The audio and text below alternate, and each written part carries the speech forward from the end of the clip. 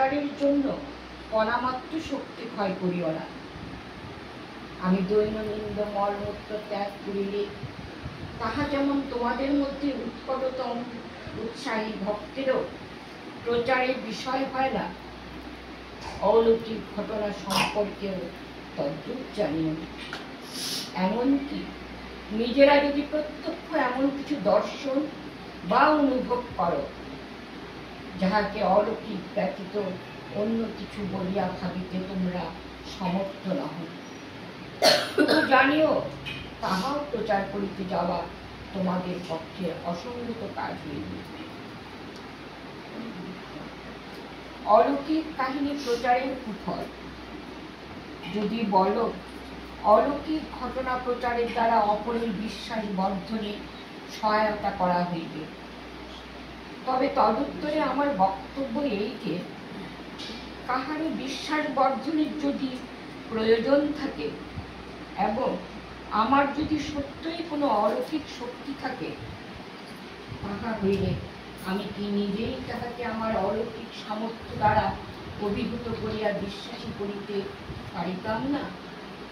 অলৌকিক ঘটনা প্রচারের দ্বারা তুমি তাহার বিশ্বাস বর্ধনের সহায়তা না করিয়া অনেক স্তরে বিশ্বাস খননেরও তো উপলক্ষ ঘটাইতে পারো।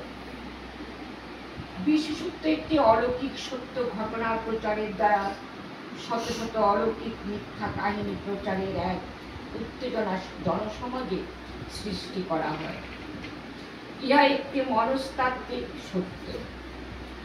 বিক্রমাদিত্য আর হারুন অল রশিদকে নিয়া যে এত গল্পের সৃষ্টি হইয়াছে, তাহার কারণ কি চিন্তা করিয়া দেখিও। এত গল্পের প্রত্যেকটা কখনো সত্য হইতে পারে না। সুতরাং সর্বপ্রযত্নে অলৌকিক কাহিনী প্রচারে নিজেরা বিরত হওয়া এবং অপরকে বিরত করাই তোমাদের কর্তব্য। গৌরাঙ্গ ভক্তের শঙ্করাচার্য নিন্দা করেছে।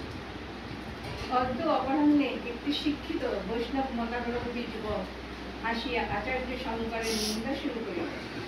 যুবকটি প্রথমে ভূমিকা করিলেন যে কিছুক্ষণ হরিকথা করিবেন, কিন্তু আলোচনাকালে হরি শব্দটি দুই একবার মাত্র উচ্চারিত হইল, পরন্তু দিনে মদমত্ত হস্তির ন্যায় বিপুল বিক্রমে দার্শনিক মতামতের মহাবেন্য লণ্ঠনিত করিয়া বারংবার বলিতে লাগিলেন যে শঙ্করাচার্য অতীব কপটী। তিনি বৌদ্ধমত মিথ্যা জানিয়াও বৌদ্ধমতকে প্রচ্ছন্নভাবে বেদান্ত মত ভুলিয়া চালাইয়া গিয়াছেন এবং ইহাতে জগতে লোক শত সহস্রে নরকগামী হইতেছে। যুবকটির তথাকথিত হরি কথার অদম্য কিঞ্চিৎ উপস্থিত হইবার পরে শ্রী শ্রী বাবাজি জিজ্ঞাসা করিলেন, তুমি কি বাছা দুই একবার নরক দর্শন করে এসেছ? যুবক বলিল, মানে? শ্রী বাবাজি বলিলেন, নইলে তুমি জানলে কি করে যে বৌদ্ধ মতাবলম্বীরা নরকেই যায়, আর প্রচ্ছন্ন বৌদ্ধমত যদি বেদান্ত বলায় ব্যাখ্যাত হয় তবে সেই মতাবলম্বীরও নরকেই যায়।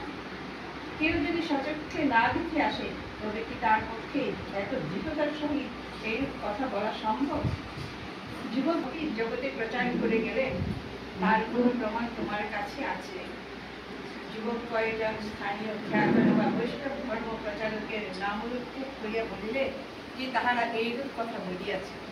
শ্রী শ্রী বাবাজি জিজ্ঞাসা করিলেন, তারা যে অভ্রান্ত তার কোনো প্রমাণ করে দিতে পারো? যুবক নিরুত্তর রহিলেন। শ্রী শ্রী বাবাজি বলিলেন, দেখো বাছা, পরের গায়ে কাদা ছুটতে গেলে নিজের গায়ে আগে লাগে। শঙ্কর কপটী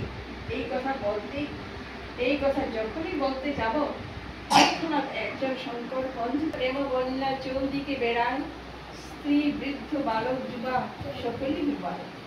সজ্জন দুর্জন পঙ্গু জড় অন্ধগণ প্রেম বন্যায় ডুবাইল জগতের জন।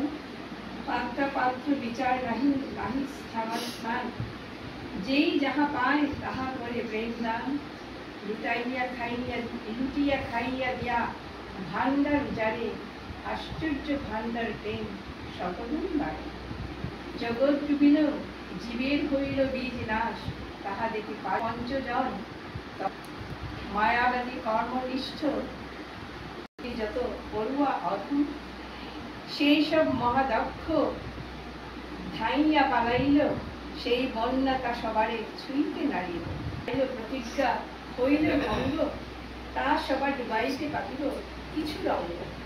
এত বলি মনে কিছু করিয়া বিচার, সন্ন্যাস আশ্রম প্রভু কইলা অঙ্গীকার। ফলে তিনি সন্ন্যাসী হইলেন। তোমরা তো ব্যাখ্যা করে থাকলে কাউকে তিনি ছাড়বেন না বলে কপট সন্ন্যাসী সাজলেন। মায়া